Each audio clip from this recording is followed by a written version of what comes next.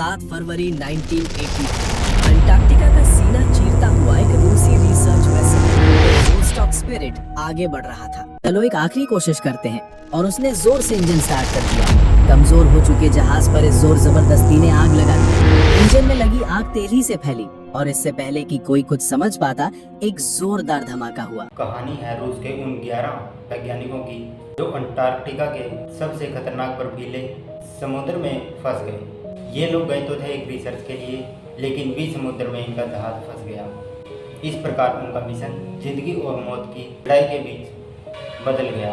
इन लोगों का बाहरी दुनिया से कोई नाता नहीं रहा और सामने थी 1 साल तक की दर्दनाक भरी काली रात। लेकिन इन्होंने अपनी उम्मीद रखी और हार नहीं मानी, जिसकी वजह से ये जिंदा निकले। 7 फरवरी 1983 अंटार्कटिका का सीना चीरता हुआ एक रूसी research vessel the Vostok spirit आगे बढ़ रहा था। जहाज पर सवार थे 13 टॉप रूसी साइंटिस्ट। उनके साथ थे 2 वफादार शेफर्ड डॉग्स और बस 1 महीने का राशन। उनका मिशन कोई आम मिशन नहीं था। वो अंटार्कटिका के उस हिस्से पर रिसर्च करने जा रहे थे जहां इंसान के कदम आज तक नहीं पड़े थे। वो इतिहास बनाने निकले थे। सब कुछ प्लान के मुताबिक चल रहा था। हर कोई अपने काम में लगा था। कोई डेटा एनालाइज कर रहा था तो कोई आने वाले दिनों की प्लानिंग। जर्नी का 5वां दिन दोपहर के ठीक 2 बजे थे।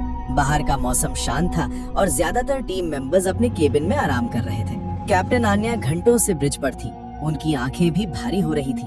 बस एक पल के लिए, सिर्फ एक पल के लिए उनकी आंख झपकी और तभी एक जोरदार झटका लगा। धड़ाम की एक ऐसी आवाज आई जिसने पूरे जहाज को हिला कर रख दिया। सबकी नींद एक झटके में खुल गई। लोग घबराकर अपने अपने केबिन से बाहर भागे। कैप्टन आन्या का दिल बैठ गया। उन्होंने तुरंत जहाज को चेक करने का ऑर्डर दिया। कुछ देर की जांच के बाद पता चला कि जहाज को कोई बड़ा नुकसान तो नहीं हुआ है, लेकिन वो 1 इंच भी आगे नहीं बढ़ रहा है। कैप्टन ने इंजन को पूरी ताकत से आगे पीछे करने की कोशिश की, लेकिन सब बेकार। जहाज जैसे किसी अदृश्य शक्ति ने पकड़ लिया हो। मामले को समझने के लिए एक साइंटिस्ट सर गई जहाज से नीचे बर्फ पर उतरा। उसने चारों तरफ नजर दौड़ाई और जो देखा उसके पैरों तले जमीन खिसक गई। उनका जहाज द वोस्टॉक स्पिरिट 2 विशाल बर्फीले पहाड़ों यानी ग्लेशियर्स के बीच एक सैंडविच की तरह फंस चुका था। इसे इंसानी ताकत से निकालना नामुमकिन था। उनके पास अब इंतजार करने के सिवा और कोई रास्ता नहीं बचा था। टीम ने फैसला किया कि वो बाहरी दुनिया से मदद मांगेंगे। उन्होंने अपने पावरफुल रेडियो सिस्टम को ऑन किया और मदद के लिए संदेश भेजना शुरू किया। Mayday mayday mayday, this is Russian research vessel Vostok Spirit, we are trapped in ice. लेकिन दूसरी तरफ से कोई जवाब नहीं आया, सिर्फ सन्नाटा। उन्होंने सोचा शायद टेक्नोलॉजी में कोई दिक्कत होगी।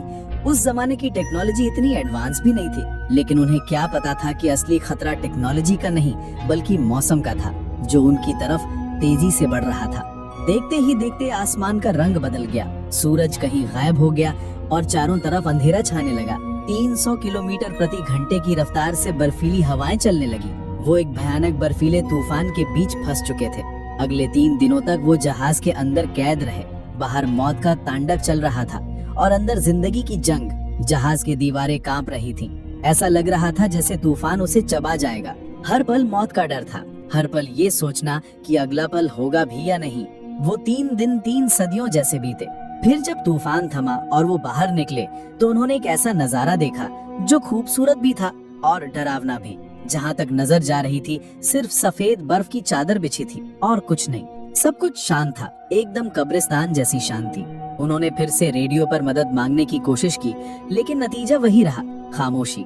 अब उनका सब्र जवाब दे रहा था। उन्होंने जहाज को निकालने की एक और कोशिश की, लेकिन बर्फ ने उसे और भी मजबूती से जकड़ लिया था।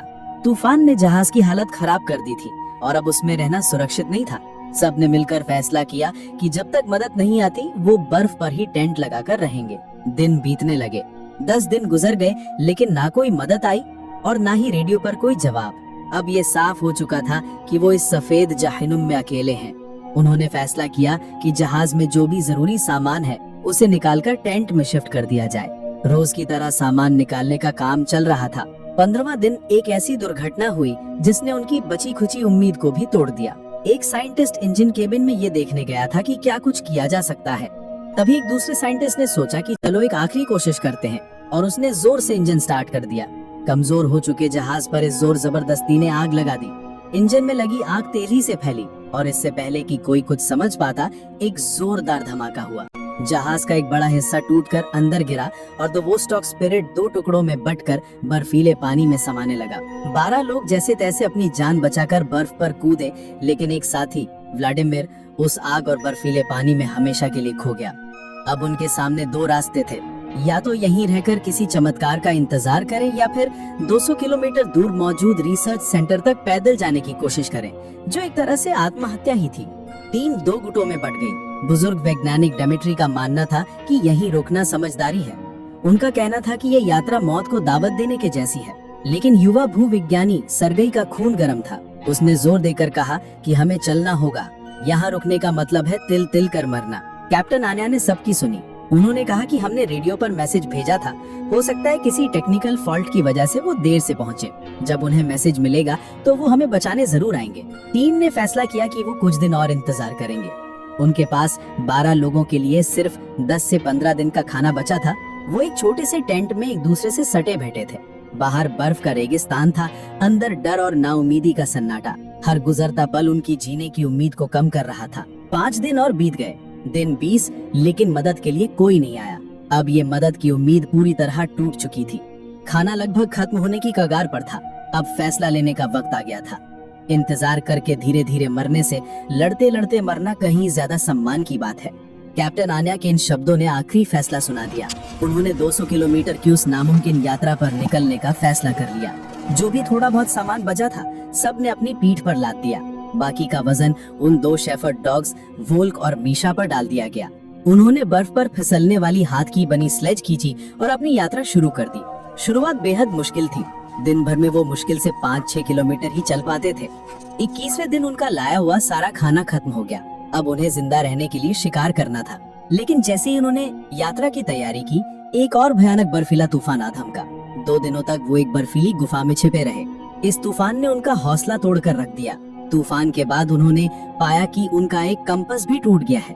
उन्होंने सील मछली का शिकार करने की बहुत कोशिश की, लेकिन हर बार नाकाम रहे। अब 12 इंसान और 2 डॉग्स सब भूख से तड़प रहे थे। दोस्तों, अगर ये कहानी आपके दिल को छू रही है और आप महसूस कर पा रहे हैं कि वो किस दर्द से गुजर रहे थे,